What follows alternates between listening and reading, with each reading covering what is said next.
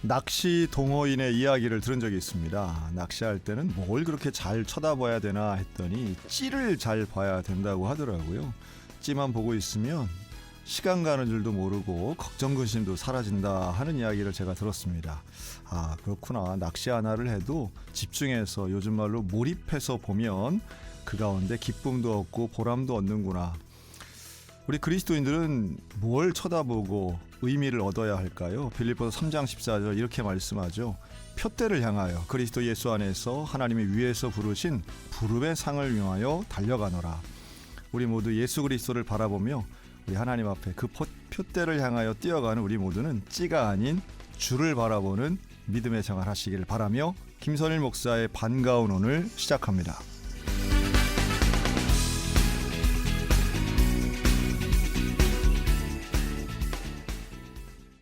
강원 CBS 라디오 오해피데이 김선일 목사의 반가운 오늘입니다. 매주 토요일 낮 12시 5분부터 1시 30분까지 우리 지역교회 또 선교단체 섬기시는 우리 목사님들 간사님들 모시고 인터뷰 형식으로 진행하는 시간인데요. 들으신 첫 곡은 홀리원의 우리는 주의 움직이는 교회였고요. 오늘 스튜디오에는 춘천 GLBC 글로벌 배움 비전센터 대표이신 유승태 목사님 나오셨습니다. 안녕하세요. 네, 안녕하세요. 반갑습니다.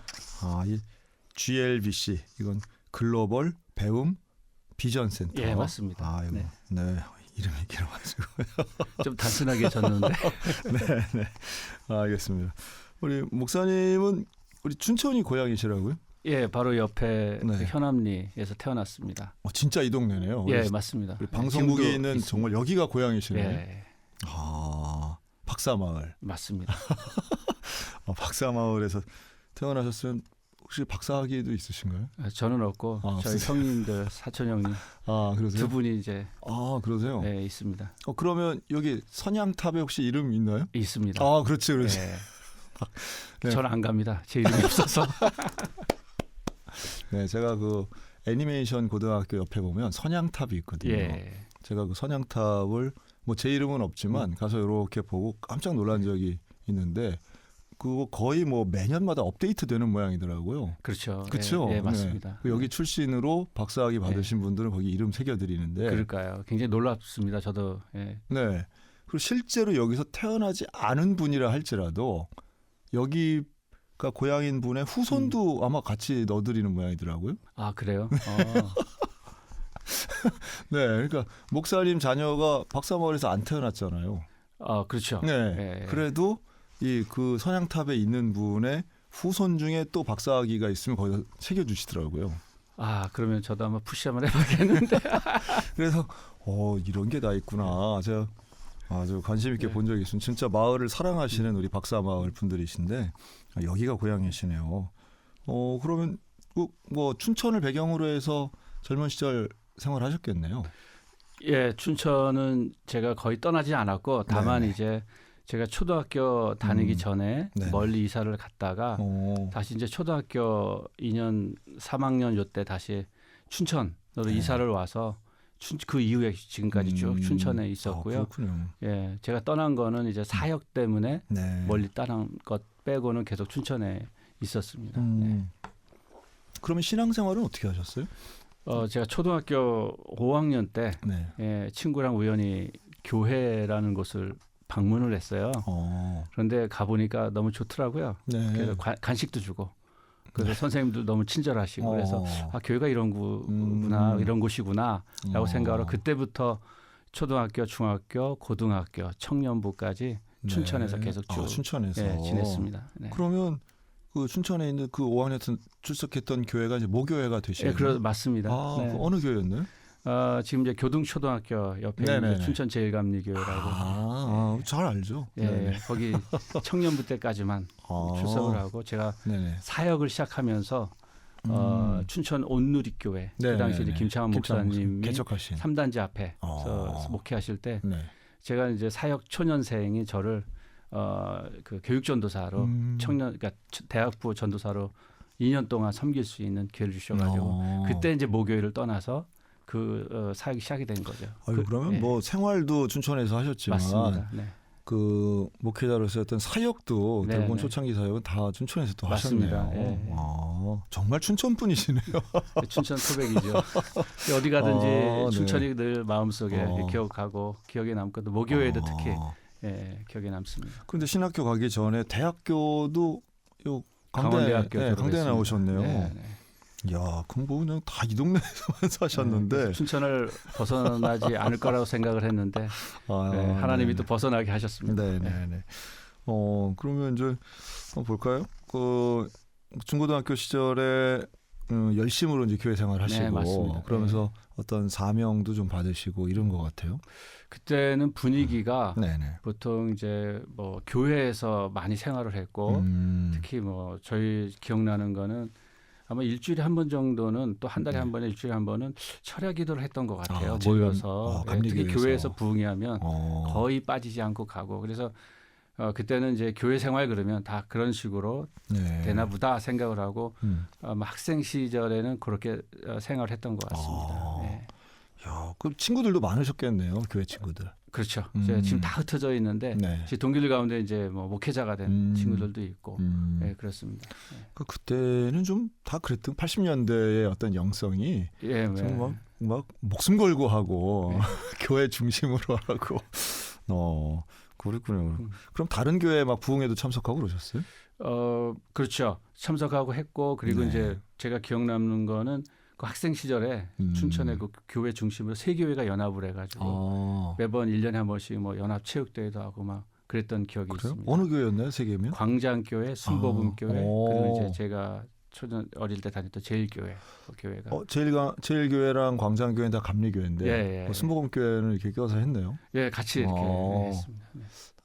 다른 장로교회나 성결교회가 그랬네요. 그런 경험들 좀 좋은 것 같아요. 어릴 때 다른 교회랑 뭘 이렇게 교류하거나 했던 경험들은 오랫동안 기억이 남더라고요. 네, 맞습니다.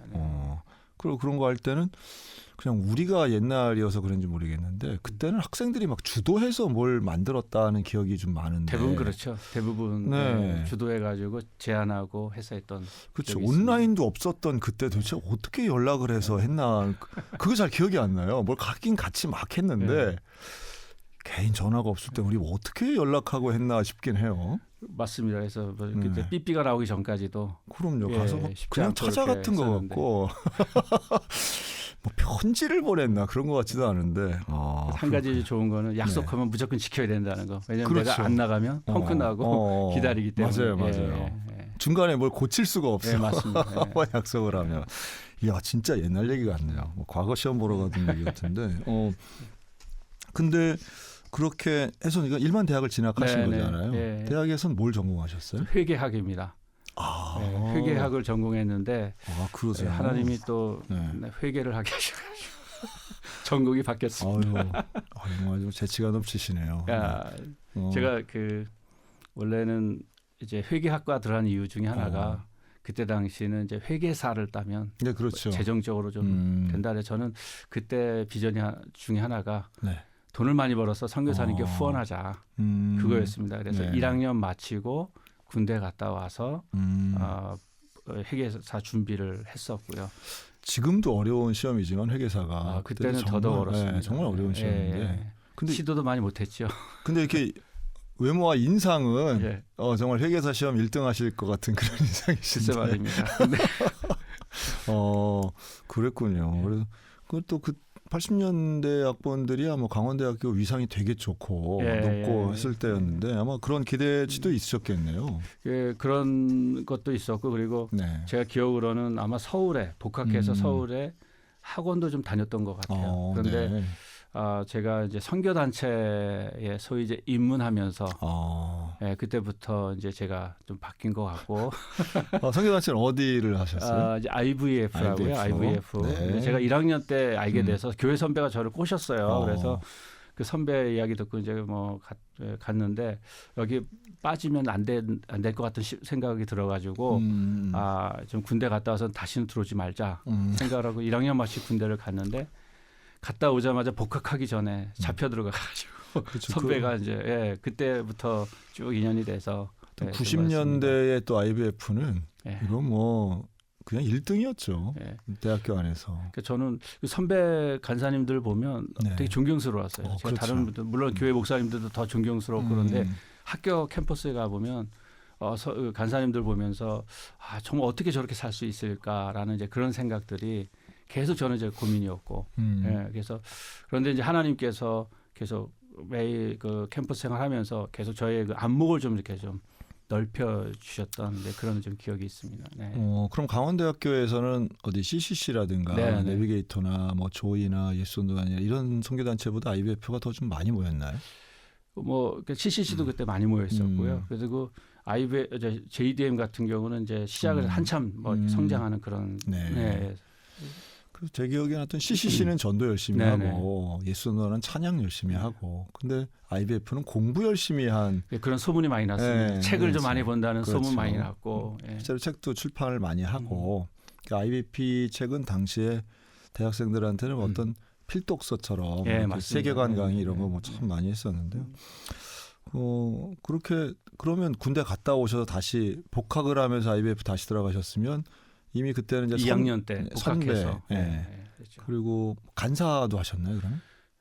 3학년 겨울에 제가 미국에 있는 이제 큰 선교 대회를 갈 기회가 있었습니다. 그래서 가서 왔는데 그때 이제 저보고 좀 사역하지 않겠냐, 간사로 사역하지 않겠냐 제안을 받아서 제가 처음에는 이제 제가 오케이 했습니다. 그런데 4학년 1학기 지나고 방학쯤 돼서 제가 이게 진짜 맞나 이 길이 고민이 들어가지고 제가 그때 못하겠다. 그리고 바로 4학년 2학기 제 기억으로는 이제 11월 1일부터인가 이제 직장을 다니게 됐어요. 그걸 접고 접고 서울에 있는 회사에 직장 다니고 다니게 됐습니다. 취업을 하신 거네요. 네네네. 그럼 직장은 뭐 어느 직장에 취업하셨어요? 이제 조그만 무역회사인데요. 그래서 그 회계사 시험은 이제 더 이상 공부 안 하시고. 그거는 벌써 이미 물 건너갔고요. 그거는 이제 제 인생에 이제 지금도 생각하면 그때 좀 더 깊이 도전해서 얼마나 좋았을까라는. 그래 봐야 겨우 이제 졸업반인데 좀 더 할 수 있어요. 근데 어쨌든 그때 직장 생활을 짧게 했습니다. 짧게 했고 제가 95년도에 졸업을 했는데 졸업하는 해 5월 5일 날 결혼하고 6월 말에 직장을 관뒀습니다. 그래서 되게 많은 분들이 이제 위장 취업했다 결혼하려고 사실 뭐 하나님이 그런 또 의도가 있으셨을 수도 있을 것 같고 하나님의 의도라고 너무 포장하시긴 좀 그런데 인생을 되게 직관적으로 사시네요. 그냥 뭐 이렇게 그렇군요. 그때 강원대학교 IBF는 한 몇 명쯤 모였어요? 제가 그때 4학년 때는 한참. 그렇죠. 그때 뭐 제가 알기로는 이제 제적은 거의 한 250명. 이야, 그래요. 제적 정도. 한림대 가운데 그 이후에 이제 또 100명도 훨씬 넘게 모였겠네요. 예배할 드릴 때. 제가 사역할 때는 이제 한림대도 뭐 멤버 거의 주중에 모임할 때도 한 100여 명 이상 모였고 강원대도 그렇고. 그러니까 정말 대단하던 시절이었죠. 근데 그러면 IBF 그냥 딱 끊고 안 나오시지 않았을 것 같은데 직장 생활을 하면서도 나오셨을 것 같은데. 직장 생활할 때는 제가 사실 이제 접자 딱 생각을 하고 했는데 더 황당한 거는 이제 6월 30일 날 직장을 사임하자마자 IBF 수련회에 자원봉사로 들어가게 됐어요. 그렇죠. 그래서 뭐 비슷합니다. 이게 무슨 징조인가? 징조 아니고 다 그렇게 하더라고요. 그래서 그 이후로다가 이제 신앙을 해야겠다. 원래부터 신앙을 했다가 제가 중단했기 때문에. 아직 본인이 선택하고 징조라고 하는 건 그건 좀 너무 갖다 붙이는 거 아닙니까? 자기가 사임하고 자기가 지원하시면서 징조라고 해석을 하시는군요. 이해할 수 없는 하나님의 어떤 부분들을 제가 생각을 하고. 그렇군요. 그럼 그때는 교회는 어디 출석하셨어요? 그때는 제가 그 서울에 있는 교회다 이제 모교회로 갔죠. 그래서 제가 기억하기로는 이제 그 직장 다닐 때 직장이 그때 토요일 날 오전까지 근무했으니까 토요일 날 오전 끝나고 바로 모교회로 와서 그때 이제 제가 주일학교 중고등부 뭐 그다음에 청년부 그다음에 지금도 정말 후회는 많이 하지만 성가대까지 제가 했던 기억이 있습니다. 뭐 후회까지요? 왜냐하면 저는 이제 성가대하면서 가장 안 좋은 또 기억이 있어가지고 예, 그래서 아마 모교회를 계속 출석을 했고 기억력이 네. 되게 구체적이고 네. 공의로우시네요. 네. 좋은 거 안 좋은 거 다. 그래서 그 이후에 이제 영국에 잠깐 갔었죠. 영국에 9월 15일 날. 결혼하신 그 해에 뭐 예, 많이 맞습니다. 하셨네요. 네, 그래서 아내를 두고 혼자 가서 많은 사람들이 이제 위장 결혼했다 제 아내한테 후배들이 막 얘기했던 기억이 납니다. 사모님은 어디서 만나신 거예요? 선교단체에서 만났습니다. IBF 같이 예, 일하시면서. 네. 1학년 이제 겨울 우리가 수련회가 있는데 네, 네. 수련회 때 만났는데 그때는 서로 이제 눈길도 안 뒀죠. 그냥 같은 이제 조원이고 뭐 그런 한 멤버로서. 그럼 이제 목사님은 복학생이고 예. 사모님은 신입생이고. 아니죠.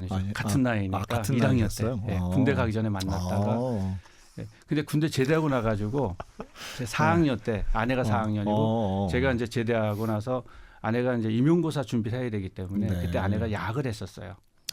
그런데 야학을 대타를 뛸 사람을 저보고 부탁을 했는데 제가 깜빡한 거예요. 소개시켜주기라고. 그래서 제가 대타로 간 겁니다. 그때 야학이 있었군요. 예. 그래서 그 제가 야학을 대타 뛰면서 그때 이제 아내를 만난 거죠. 그럼 야학에 오는 학생들은 어떤 분들이 오신 거예요? 그때 뭐 낮에 직장 다니는 청소년들. 낮에 직장 다니는 청소년이 일하는 청소년. 그때 이제 아마 그때는 밤에 공부하고. 그러니까 소위 말하는 학교 밖 청소년들. 그렇죠. 제 기억으로 90년대. 그럼 뭘 가르치셨어요? 그때 뭐 국어나 이런 것들. 근데 이제 보통 눈 할 수 있는 과목을 가르쳤는데 그때도 하여튼 저도 최선을 다해서 했는데 지금 생각하기로는 그때 진짜 뭐 했나라는 생각이 들고 그렇습니다. 그렇군요. 그러면 그게 무슨 제목이 있었을 거 아니에요? 그 야학 이렇게 써놓지는 않았을 거 아니에요? 그게 있는데 지금 하게 좀 뭐 기억이 안 나는데 그래서 거의 일주일에 제가 기억하기로는 거의 매일 가다시피 했던 저녁마다. 저도 평생 그냥 야학 얘기만 들었지 저녁에 가서 수업을 가르치고 이제 그런 거는 상당히 의미 있는 일인데 이걸 90년대 춘천시에서 하셨군요. 그때까지만 있었거든요.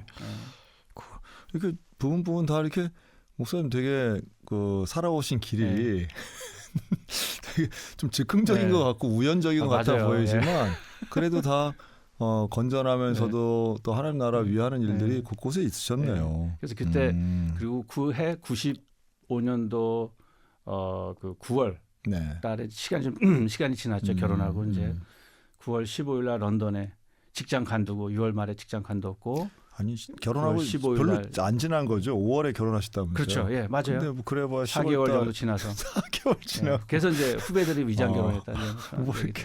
근데 제가 아내한테 부탁을 했어요. 그러니까 좀 영어 공부 좀 했으면 좋겠다. 그래서 아내가 절대 그럼 6개월을 넘기지 말라.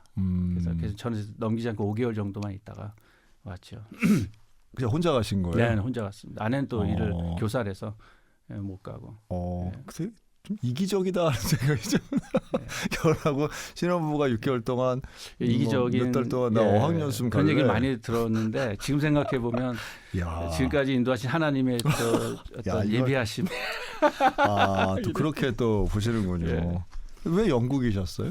그때요. 제가 직장 다닐 때 그때 신청했으면 괜찮은데 직장을 사임 관두니까 미국에 원래 이제 미국에 가려고 그랬어요. 근데 형님이 미국에서 공부 중이셨고 제가 간다 그러면 이제 기숙사 이런 거 다 랭귀지 스쿨 다 예약을 해놨는데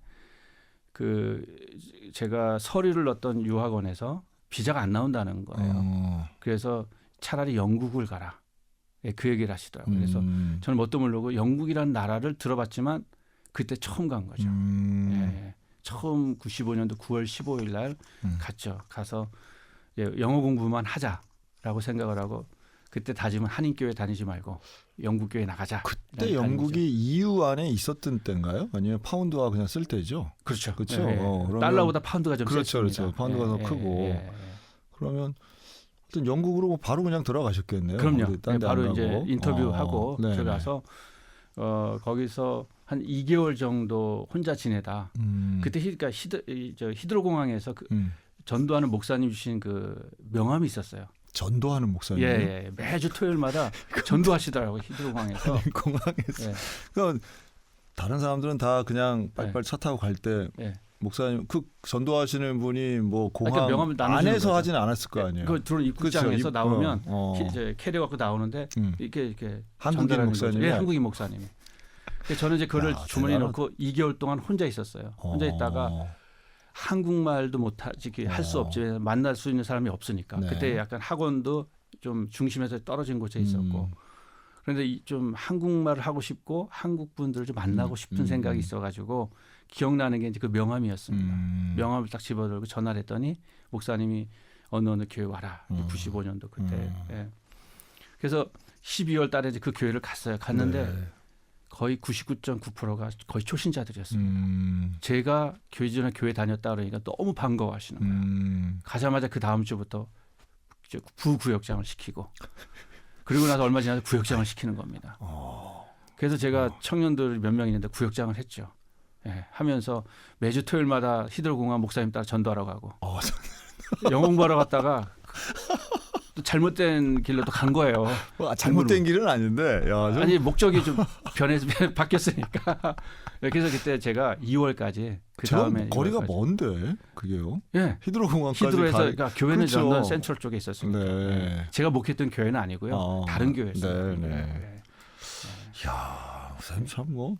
그리고 나서 한국에 이제 교육해가지고 그 다음에 서울에서 좀 공부 좀 하다가 예, 요거는 뭐 다른 분 또 선교에 좀 도와드리고 그러다가 이제 IBF에 저를 제가 처음에 안 하겠다고 했던 IBF에 다시 이제 제 선배 간사님이 오지 않겠냐.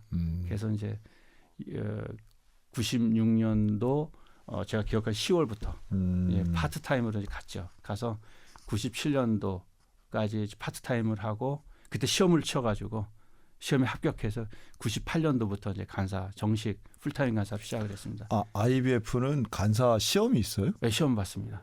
무슨 과목을 시험 봐요? 성경, 영어, 그다음에 뭐 논술이요? 네, 그다음 PBS라고 있습니다. 귀납법 성경 연구. 네. 네. 그거를 공부하는데 그 법 중에 하나가 한 번 떨어지면 응시하지 못한다라는. 네. 그건 또 좀 이상하네. 네, 근데 지금 시험은 없어졌는데 지금은 없었다 그러더라고요. 그 당시에는 한 번 딱 케이스가 박힌 케이스가 있는데 그때 빼놓고는 한 번 응시에서 떨어지면 그 다음에 응시를 못했어요. 그래서 그래요? 재수도 안 돼요? 네? 재수가 없었습니다. 재수가 없었어요. 네. 지금 뭐 간사님들은 이제 이해를 못하는데 그때는 이제 그런 게 있어가지고 좀 믿기 어려운 그렇죠. 그런 거예요. 저도 이제 막 여기 다니다가 겨우 뭐 공부해서 턱걸이로다가 되고 그래서 이제 상당히 그때 IBF가 여유가 있었네요.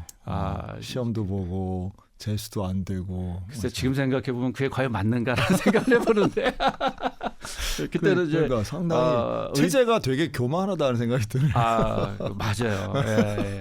근데 이제 그때 취지 자체는 목사님들도 시험 목회자가 되기 위해서 신학교 가기 위해서 시험 준비하고 그렇죠. 다 하는데 간사 사역도 그만큼 더 중요하다. 근데 캠퍼스에서 아이들을 청년들을 가르치기 위해서는 어느 정도 준비를 해야 된다라는 그런 이제 동기부여 차원에서 아마 저희 단체에서 그걸 강하게 거기는 동의하는데 신학교도 재수가 되고. 네, 그렇죠. 그거는 이제 저도 지금 좀 이해가 안 돼요. 이해 안 되는데 이건 팩트 체크가 조직의 루일이라서. 이건 팩트 체크가 좀 필요한 거. 이거 진짜입니다. 알겠습니다.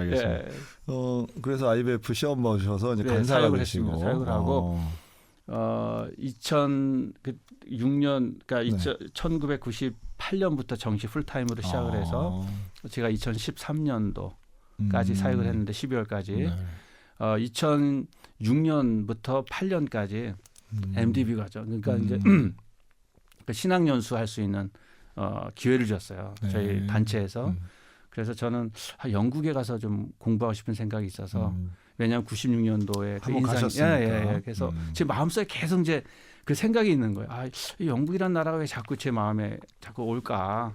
그래서 이제 그때 이제 가고 싶었는데 그때 사정상 이제 영국 못 가고 국내에서 바로 이제 신학을 해야 돼서 그때 웨스터민스터 신학대학원 대학교라고 초교파죠.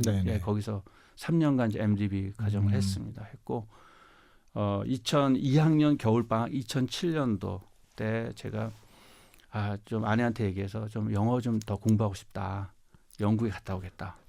그랬습니다. 영국 비행 걸렸는지 네. 모르겠지만. 네. 그래서 12월 방학하자마자 제가 갔어요. 아내가 네. 허락해줘가지고 갔는데. 아내가 허락해주. 네. 참 그 귀한 분이시네요. 네. 이렇게 신혼 초부터 계속 이렇게 네. 허락해주시고 보내주시고. 제 입장은 허락인데 아내 입장은 이제 야, 그때 그렇군요. 2007년도 겨울에 가서 제가 자취한 방 그 주인이 집사님이었어요. 네. 근데 이제 이번에도 저는 갈 때 어떤 다짐이 있었냐면 이제는 한인교회 말고 영국교회 가서 예배도 드리고 영어 공부 좀 하자. 그리고 이제 갔는데 제가 자취한 방에 그 집사님이 저한테 물어봐요. 무슨 일 하시냐고 그래서 저 신학교 다닙니다. 거짓말하면 안 되니까. 그럼 전도사님이시군요. 그래서 맞다고 그랬더니 너무 잘 됐다고. 우리 교회 오시라고 그러는 거예요. 그래서 그냥 얼떨결에 수예배 따라갔는데 목사님 인사하고 주일날 목사님 인사했어요. 그랬더니 목사님이 제 얘기를 쭉 서로 이야기를 하더니 제가 IBF 간사입니다. 그랬더니 이분이 너무 좋아하시는 거예요. 그럼 잘 됐다. 잘 됐다. 네, 여기 와서 남은 한 5주 정도, 6주 정도. 그때 당시만 해도 그 교회가 학생들 중심으로 모였던 교회 한 150명 이상 모였는데 그 리더가 한 20명 정도 있었어요. 네. 구역 사역자들. 그래서 이제 일주일마다 한 번씩 성경 공부 좀 했으면 좋겠다. 그렇게 인연이 돼가지고 그 교회가 제가 목회했던 그 교회로 이렇게 나중에 그 교회 이름이 뭐예요? 거죠. 런던 시내 한인교회죠. 런던 시티 코리안 처치라고 런던 시내 한인교회. 시내 한인교회. 예, 맞습니다. 이름도 잘 지으셨네요. 예, 런던 시티인데 아마 제가 물어봤습니다. 목사님께. 목사님 교회 이름이 왜 시내입니까? 그래, 이게 시내가에 흐르는 이제 그런 의미인데 영어는 이제 시티라는 이제 이름을 줘가지고 그 교회도 그 런던 시내에 있고 그 다음에 그 주위에 이제 또 뭐 우리가 잘 알고 있는 셜록 홈즈 박물관도 그 근처 바로 옆에 있고 그래서 코난 도일. 네. 그다음에 그런 인문학적인 또 관련된 음악가 비틀즈 관련된 거기 횡단보도 사진 찍은 데도 바로 그 옆에 있고 그래서 거기서 새벽기도 때문에 매번 왔다 갔다 했던 곳입니다. 저는 호그와트에 관심이 있는. 그래요. 거기도 지금 이제 거기도 이제 오는 팀들이 나중에 말씀드리겠죠. 오는 팀들이 또 가요. 그래서 그 교회가 그때 처음 만나가지고 하고 목사님이 2008년도 그러니까 겨울 그 다음에 제가 MDB 3학년 때 저보고 한 2달 정도 와서 목회할 수 없냐, 사역을 도와줄 수 없냐 그래서 제가 고민하고 그러다 이제 여기 선교단체에 또 의뢰를 하고 그래서 허락을 받고 2달 정도 가서 2008년도 여름에 목회를 사역을 했습니다. 목사님이 94년도에 개척을 하셨는데 그 휴가를 한 번도 못 다녀오셨다고 그러더라고요. 몸도 많이 피곤하게 그러셔가지고 저보고 2달 정도 열쇠를 아예 저한테 주시고 다녀오셨어요. 그래서 그때 2달 정도 사역을 했고 그 이후에 이제 계속 목사님이 좀 와서 사역할 수 없느냐 이제 그런 제안을 하셨는데 저는 이제 그때 선교단체 사역을 의무적으로 또 제가 해야 되기 때문에 제가 어렵고 쉽지 않습니다라고 말씀드렸습니다. 그러니까 이 런던에서 처음 만나신 사이잖아요. 그렇죠. 근데도 그렇게 열쇠까지 맡기면서 예, 맞습니다. 왜냐하면 그분이 이제 저랑 처음에 저를 설교를 한번 시켜보셨어요. 그래서 잘 못했죠 설교는. 근데 이제 성경 중심으로 했었고 그리고 이제 몇 번 계속 철학적인 얘기하시고 그러면서 가장 크게 이제 저를 믿었던 것 중에 하나는 뭐냐면 IBF 간사, 선교단체 간사라. 최소한 장난치지 않는다. 그런 아마 신뢰가 있었던 것 같아요. 저한테 나중에 얘기하시더라고요. 제가 유 목사님 간판 보고 청빙한 거 아닙니다. 저는 솔직히 마음속으로 되게 그렇지만 오히려 그 말씀이 저한테는 굉장히 제가 위로가 됐어요. 그래서 어떤 간판이라도 좋습니다. 하여튼 이제 아니 IBF 간사라서 좋아하는 건 그 간판 본 거 아닌가요? 근데 이제 그게 전부였고, 근데 이제 그분은 이제 IBF랑은 상관이 없으신 분이었는데, 존 스터트나 아니면 마틴 로이 존스 목사님이 또 이분 또 그분들 설교나 이런 것도 책도 많이 보시고 그래서 아마 또 학교 다닐 때 이제 영향을 좀 이렇게 주위에 IBF 간사 출신들이 계셨던 것 같아요. 그래서 그분들 또 얘기 듣고 그래서.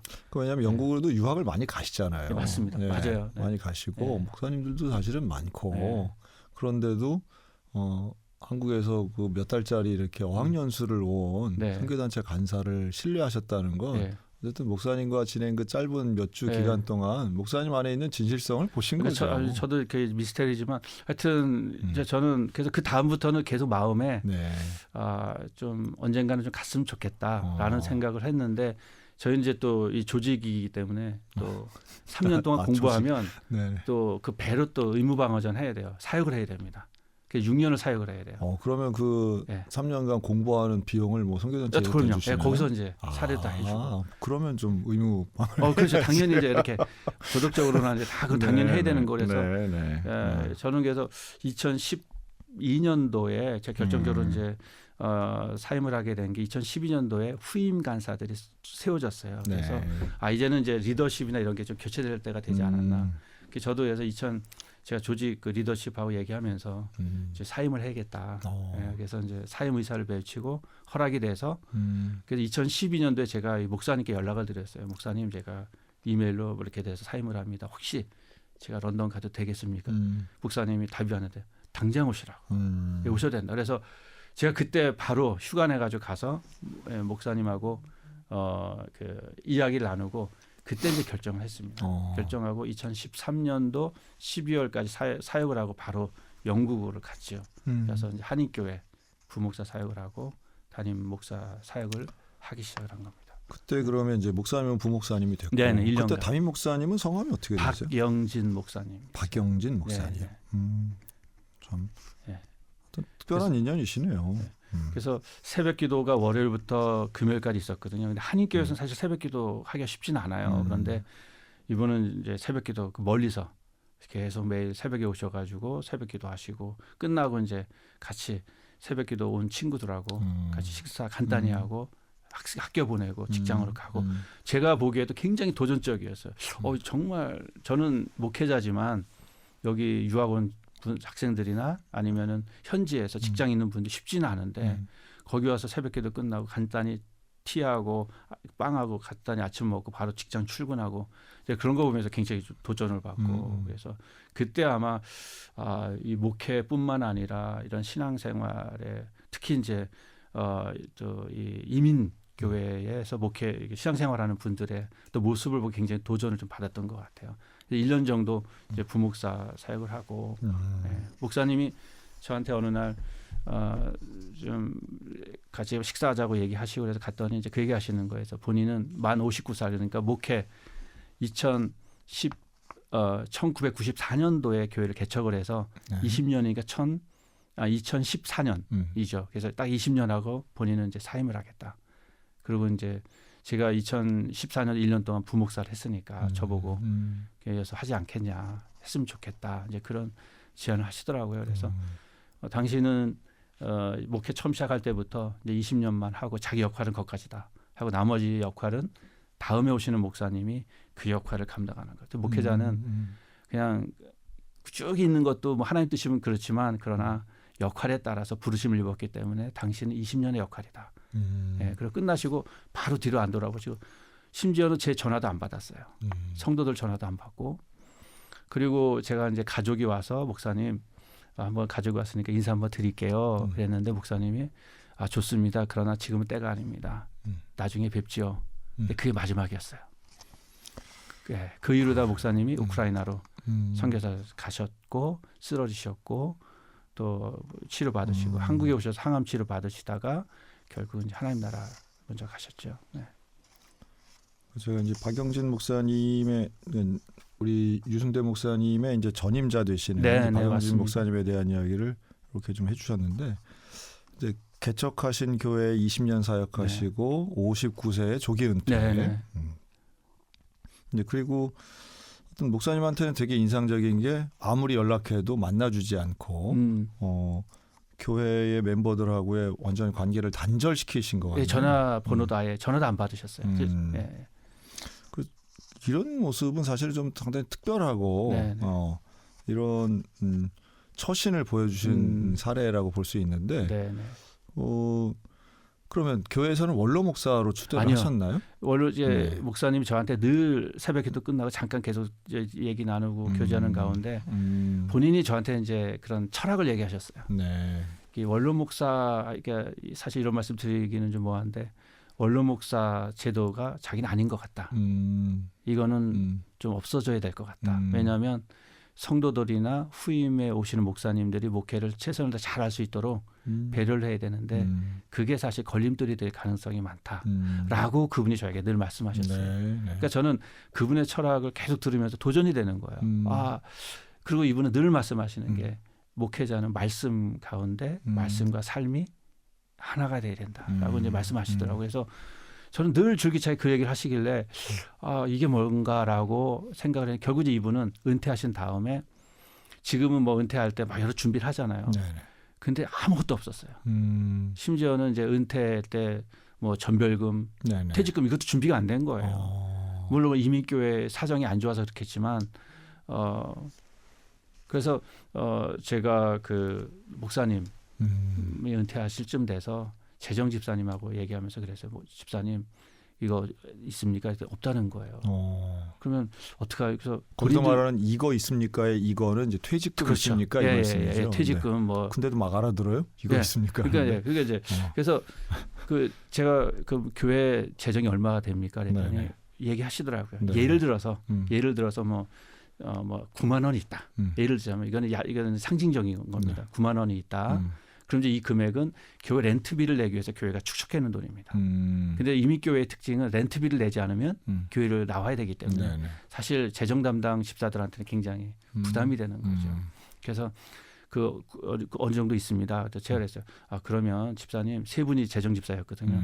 그럼 세 분이서 기도하시라고. 기도하셔서 하나님이 그래도 20년 동안 그렇죠. 교회를 개척하시고 선교사로 가시는데 우리가 일반 아는 사람도 떠나가면 전별금도 드리는데 우리는 전별금보다는 그냥 선교금을 해서 했으면 좋겠다. 대신에 제가 결정 안 하겠습니다. 집사님들이 결정하십시오. 라고 해서 한두 줄 이렇게 시간 드리고 다시 만나서 그 얘기를 했어요. 그랬더니 어느 분이 얼마 얘기했는데 그중에 지금 기억으로 한 50% 정도를 전별금 겸 선교 후원금으로 책정을 해가지고 드렸어요. 드리고 나서 이제 이분은 떠나시고 그 이후에 이제 뭐 전혀 어려움이나 문제는 없었죠. 제가 이제 사임할 때 그 5년 지난 다음에 그 재정 집사님의 고백이 뭐냐면 목사님 그때 재정이 그 일로 인해서 어려울 줄 알았는데 놀랍게도 그대로 있고 하나님 채우셨습니다. 저는 그랬어요. 뭐냐면 집사님 교회는 하나님의 교회입니다.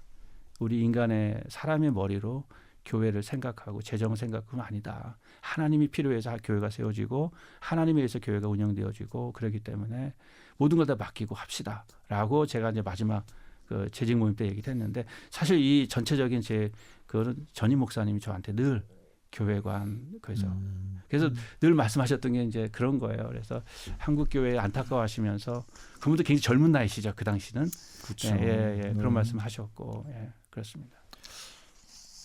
아마 여기에 대해서 동의하지 못하실 만한 목사님들도 좀 많을 거라고 보는데. 그럼요. 그래서 제가 이 얘기를 말씀을 안 드려요. 근데 이제 다만 이제 박영진 목사님께서는 이 훌륭하고 정말 이상적으로 보이는 이것을 실천하셨다는 게 정말 그럼요. 위대하네요. 그리고 사실 뭐 한국 교회의 그 원로 제도에 대해서의 뭐 찬반 또는 부정 긍정에 대한 이야기들 얼마든지 많이 있는데 근데 목사님의 그런 은퇴라든가 그다음 나는 평생의 어떤 전도자로 사시겠다라고 하는 그런 은퇴 이후의 모습들은 참 귀하다는 생각이 들고 이런 분들이 좀 조명이 됐으면 좋겠네요. 이 박영진 목사님의 삶이 분명히 런던에 가서 설교 듣고 했던 150명 넘는 그리고 귀국해서 지금 어딘가에서 그리스도인들로 살고 계실 텐데 그분들은 아마 계속 기억하고 계실 거예요. 네. 그분들 기억하고 저도 사실 지금 좀 전에 말씀드렸지만 아마 제가 다른 분을 물론 훌륭한 분도 많이 계시지만 제가 박 목사님을 처음 제가 이제 교회 목회할 때 저의 그 전임 목사님으로 만난 게 너무 감사하고 너무 하나님께 지금도 너무 감사한 그런 기억입니다. 네. 그렇죠. 이렇게 또 관계를 끊어버린다는 게 결코 쉬운 게 아니거든요. 근데 이렇게 하신다는 거 저는 여기에 목사님뿐 아니라 그 박영진 목사님의 사모님도 여기에 동의를 하셨으니까 아마 이렇게 진행이 됐겠죠. 그리고 기억나는 건 이제 성도님들이 너무 마음이 그 목사님으로 인해서 마음이 밭이 너무 좋았어요. 그러니까 저는 그런 거잖아요. 목회자가 제일 좋은 건 좋은 성도도 만나고 교회를 만들어가는 건데 제 아내도 고백하지만 제가 이제 5년 정도 이민 목회하면서 강원도 촌놈이 가서 목회하는데 쉽지 않은 상황 가운데도 성도들이 대부분 다 나이가 연배가 많지는 않았거든요. 그래서 제일 많은 분이 저랑 동갑이었고 그런 분들인데 너무 마음밭이 좋았어요. 그러니까 지금도 이렇게 들리는 소식으로는 너무 그분들이 성장을 해가지고 교회를 지금도 잘 세우고 후임 목사님이 오셔서 더 교회가 되게 좀 안정적으로 세워져 가고 있다는 소식을 듣거든요. 그러니까 저도 이제 전임 목사님이 그런 길을 보이셨기 때문에 저도 사실 은퇴라 퇴직 그 교회를 사임한 후에는 제가 성도님들 거의 안 만나요. 우연히 이제 한두 번 만났지만 거의 만나지는 않았습니다. 않았고 그리고 그 성도님 만나더라도 지금도 보면 교회가 너무 열심히 잘 세워진 거 보고 너무 감사하고 그렇죠? 그렇네요. 이 박영진 목사님의 가족들은 이후에 어떻게 됐나요? 제가 일남 2년대 정확히는 잘 모르는데 첫째는 일단 직장 생활하면서 의사로 생활하고 있다고 저는 계속 소식을 듣고요. 그리고 둘째는 결혼을 했다는 소식은 들었습니다. 근데 그 이후는 소식은 제가 정확히 접하지 못했습니다. 영국에 살고요. 예. 알겠습니다.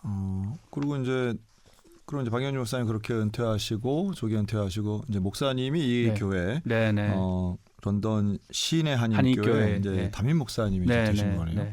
목사 안수는 언제 받으셨어요? 제가 그 2006년부터 8년까지 그 이제 신학 공부하고 그리고 1년 뒤에 이제 소정의 독립교회는 이제 소정의 과정이 있습니다. 아, 독립교단에서 받았군요. 예. 거기서 받았고 왜냐하면 제가 교단에 가입을 못했어요. 그냥 선교단체 사역하다 보니까 대부분 이제 거기는 선교단체 그러니까 CCC나 뭐 JDM 분들이 많이 와서 공부하더라고요.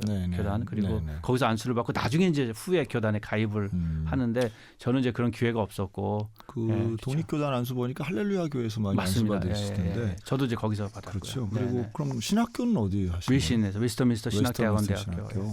그때 저는 너무 감사했던 게 그때 제가 2006년부터 8년까지 3년간 공부할 때 좋은 선생님들이 많이 계셨어요. 교수님들이 많이 계셔가지고. 신학이 뭔지를 제가 거기 정리가 되고 거기 전도학 교수가 우리 김선일 박사님. 예. 저랑 이름 같고. 맞습니다. 예, 맞아요. 나이도 비슷해서 서로 압니다. 그러세요? 저는 그분한테 배우진 않았는데 있을 때 아마 오셨을 거예요. 그때 오셨고. 다 이렇게 다 연결되는 거죠. 그래서 간혹 저한테 이제 전도학 강의 해달라는 연락을 제가 받은 적도 한두 번 있어요. 그래서 이름이 같을 뿐입니다. 제가 안내해드렸는데 좋은 분이시죠. 훌륭한 분이죠. 그렇네요. 근데 그렇게 이제 안수 받으시고 영국 가셔서 담임 목회 하셨는데 담임 목회 기간이 좀 생각보다 짧으셨어요. 짧았고요. 저는 기간보다는 제가 목회하면서 저 스스로도 좀 이렇게 좀 정돈돼 가는 신앙을 정돈돼 가는 그런 시간이 아니었나. 그래서 5년이 굉장히 짧게 지나갔어요. 5년이 금방 지나갔습니다. 그러니까 뭐 새벽기도 화수목금 수요 예배 이제 유학생들이 오니까 그다음에 주부 성경 공부 주일 설교 그렇게 하다 보니까 5년이 이제 금방 지나갔고 다 그렇게 살죠. 네, 그럴까요? 패러다임 자체가 이게 비슷한 거, 루틴이 비슷한 것 같아요. 다 그렇게 살고 있습니다. 근데 한 가지 제가 좋은 건 뭐냐면 새벽기도 끝나고 시간이 많이 있어요. 왜냐하면 거기는 자체 저기 교회 사무실도 없고 그냥 시간만 딱 끝나면 문 잠그고 나와야 되기 때문에. 그래요. 저는 그래서 그 렌트했지만 한국은 이제 렌트하면 풀로 다 쓸 수 있잖아요. 그렇죠. 근데 거기 시간제로 썼어요. 그래서 월요일 날부터 금요일 새벽기도 때 뭐 6시부터 8시. 그다음에 주일 날에는 1시부터 그 사람들이 먼저 이제 오전 예배 드리니까 우린 1시부터 뭐 7시 8시까지.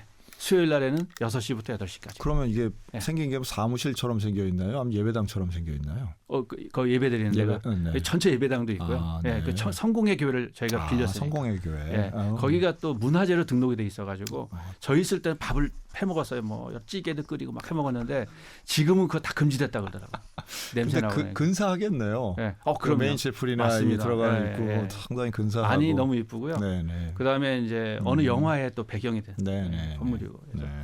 근데 너무 안타까운 거는 이런 좋은 건물 예배당을 제한적으로 쓰니까 너무 안타까워. 그래서 저희가 부탁을 해서 여기 한 구석에 좀 한 평짜리도 좋으니까 그렇지. 사무실 좀 하게 해달라. 안 된다. 안 된다. 그래서 저는 그래서 그 앞에 카페가 제 사무실이었어요. 카페에서 커피 한 잔 시켜놓고 상담하고. 충분히 알겠네요. 네. 그런데 또 이제 그냥 제 개인적 호기심인데 네. 그 성공의 예배당에 와서 예배드리는 영국 성공의 교인들은 몇 명이나 됐나요? 저희가 살짝 한번 본 적이 네네. 있습니다. 저희가 2시에 배고 이 사람들 11시에서 그렇죠. 12시 반에 끝나니까 그때 당시에 한 30명? 그렇죠. 네, 30여 명. 네.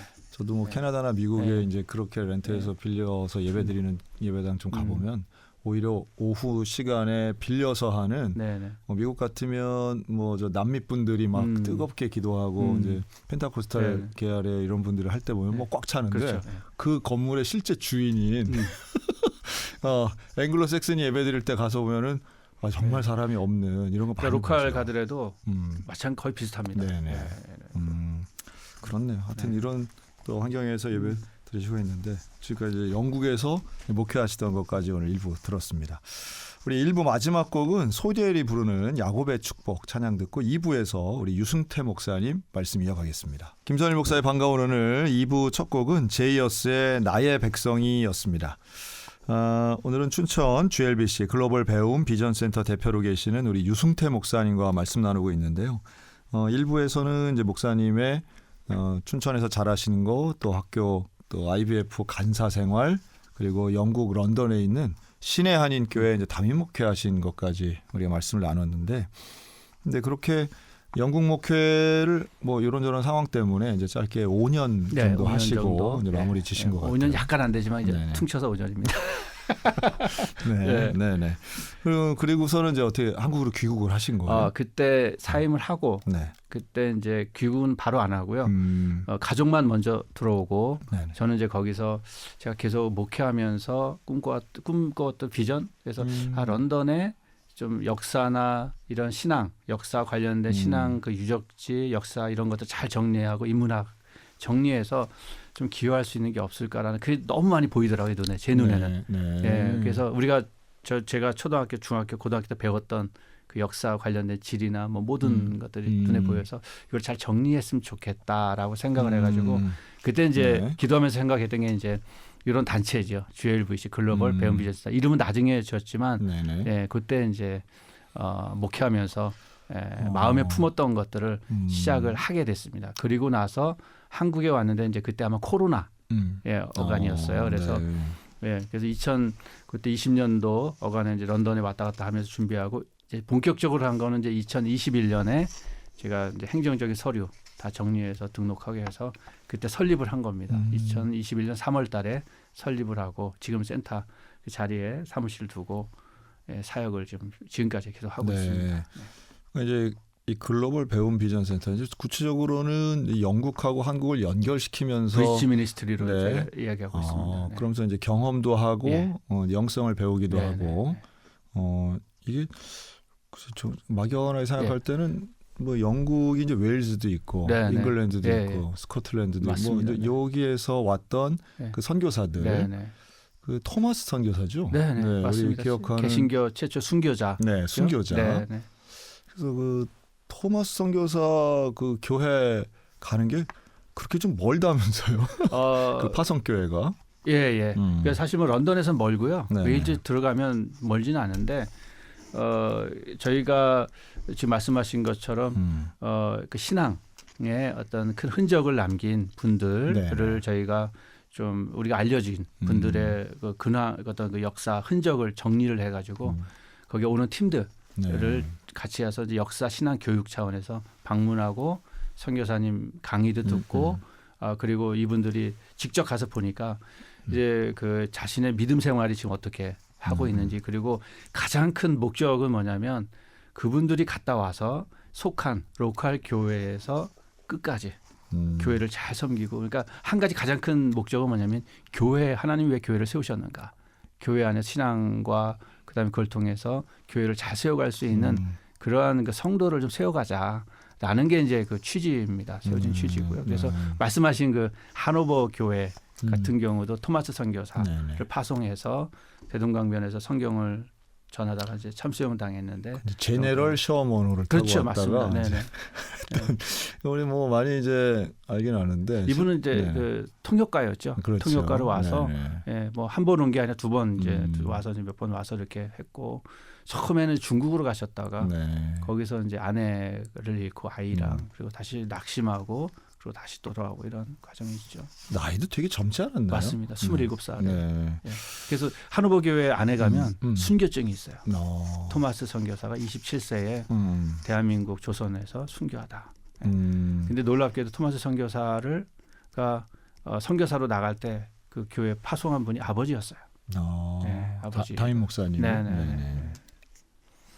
뭐 이제 그런 또 영국에 가서 사실 볼 수 있는 신앙의 유적이라든가 기독교 역사 흔적이라든가 이런 상당히 많이 많습니다. 있는데 이거를 어떤 목사님의 어떤 콘텐츠화 한다고 해야 될까요? 이걸 가지고 글로벌 배움 비전 센터를 지금 이제 만드시고 운영하시는데 이게 주로 그러면 대상이 누가 되나요? 대상은 심지어 이제 지금까지 온 초등학교부터 나이신 이제 어르신까지 심지어 이제 교회 단체로 오시는 분도 있고요. 담임 목사님, 장로님, 원로 장로님, 뭐 집사님 이런 그룹들도 있고 청소년 그룹들도 있고 주일학교 그룹들도 있고 청년들도 있고 그래서 그룹에 따라 이제 저희가 진행을 하는데 그 대상에 따라 또 내용도 좀 달라지죠.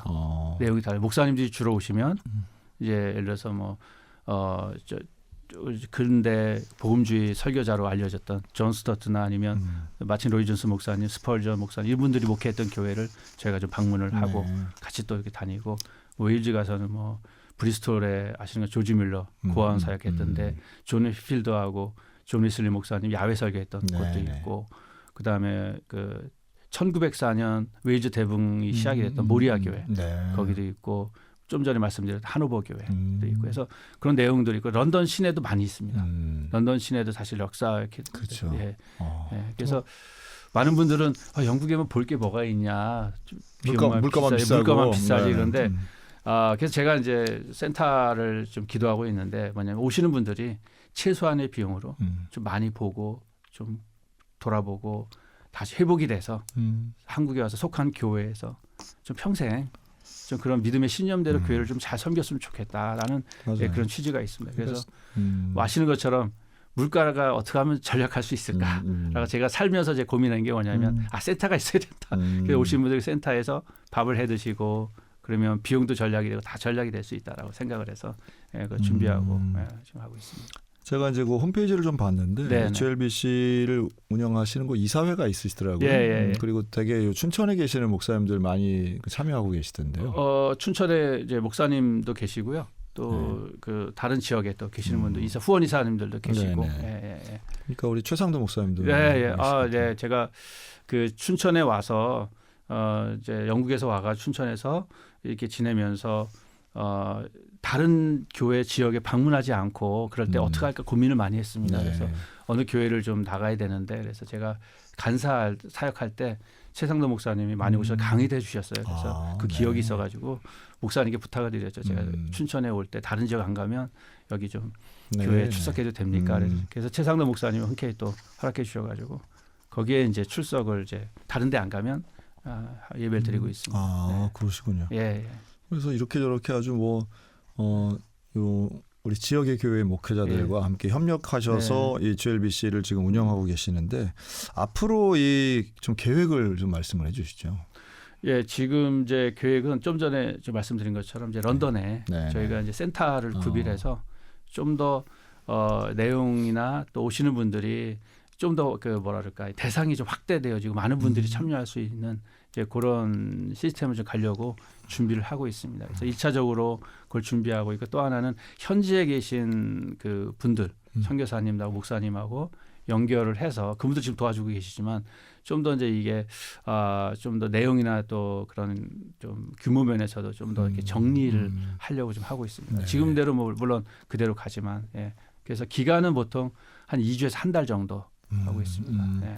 저 이제 미국은 뭐랄까 하고 지역마다 좀 다르긴 해도 전문가 같은 분들이 좀 많으신데 네. 또 성지순례 이스라엘이라든가 튀르키예 이런 데들은 좀 많이 가시는데 네. 영국은 사실 우리 저 같은 이제 웨슬레안들은 네. 이게 상당히 관심도 네. 많고 하지만 쉽게 좀 잘 접근성이 아무래도 비용 문제도 있고 기간 문제도 있고 해서 그렇긴 한데요. 용기를 내서 좀 GLBC 사역에 그런 좀 확장성을 가지고 지역의 목회자들 또 청소년 다음 세대를 잘 섬겨 주셔서 교회는 이게 분명히 도움이 되고 개인의 영성에는 좀 성장의 기회가 되는 그렇게 됐으면 좋겠네요. 그래서 저는 한 가지 바람은 그래서 제가 방문하는 교회마다 그 담임 목사님하고 장로님들한테 부탁을 드려요. 반드시 한번 오십시오. 오셔서 이분들의 영성과 또 이분들이 그부 영성과 그 흔적들이 지금 영국의 각 곳곳에 퍼져 있거든요. 무시 못할 정도로. 그러면 이제 오셔서 한번 보시고 또 목사님들 힐링도 되시고 또 나중에 한국 교회를 어떻게 좀 잘 또 목회하시는 교회를 잘 세워가실 수 있을까라는 좀 더 좀 용기를 북돋아 주는 이제 그런 기회. 그래서 저는 이제 많이 도전을 받습니다. 제가 매번 가더라도 좀 이러한 곳에 기독교적인 또 문화, 역사, 지금 뭐 영국이 옛날 같지 않다고 얘기하지만 그러나 곳곳에 흩어져 있는 기독교적인 흔적, 문화가 무시 못한다는 거죠. 그래서 그런 것들을 좀 기대하면서 지금 감당하고 있습니다. 네. 아마도 이게 좀 재정적인 지원이 많이 필요한 사역이네요. 맞습니다. 네. 그리고 사람들의 어떤 이해나 경험을 하면 이해가 더 많이 생길 텐데 경험하지 못했기 때문에 여기에 대한 이해도 많이 부족할 것 같은데요. 마지막 기도 제목을 좀 말씀해 주시고 이제 오늘 마무리해도 될 것 같습니다. 기도 제목은 이제 첫 번째로 좀 전에 제가 말씀드린 것처럼 이 사역의 궁극적인 목적은 다가오는 세대를 준비하고 그리고 멀티문화 가운데 우리 교회가 어떻게 하면 잘 세워져 갈 수 있을까라는 것들을 돌아보건데 성도님들이나 목사님들이 이런 경험을 통해서 좀 잘 준비하셨는데 도움이 됐으면 좋겠다라는 그런 취지로 시작하고 있는데 이제 그러기 위해서는 저희가 이제 센터를 준비하고 있습니다. 그래서 그런 과정들이 좀 잘 좀 진행됐으면 좋겠다는 생각이 들고요. 그 또 한 가지는 제가 이제 매번 1년 한 6개월 정도는 런던에 있고 6개월 이상 그다음에 나머지는 한국에 이제 왔다 갔다 하는데 그 여정 가운데 또 좀 뭐라 그럴까요? 어려움 당하지 않고 잘 또 다닐 수 있도록 기도해 주시고요. 마지막으로는 동역하는 교회와 그리고 후원하시는 또 함께 믿음으로 기도하시는 분들과 계속 좀 좋은 팀워크를 통해서 좀 잘 세워졌으면 좋겠다는 생각이 듭니다. 네, 아유 고맙습니다. 오늘 마지막 곡은 우리 김도연이 부르는 성령이 오셨네 이 찬양 들으면서 우리 춘천 GLBC 글로벌 배움 비전센터 대표이신 우리 유승태 목사님과는 인사 나누도록 하겠습니다. 오늘 목사님 나오셔서 감사합니다. 네, 감사합니다. 네. 감사합니다. 네.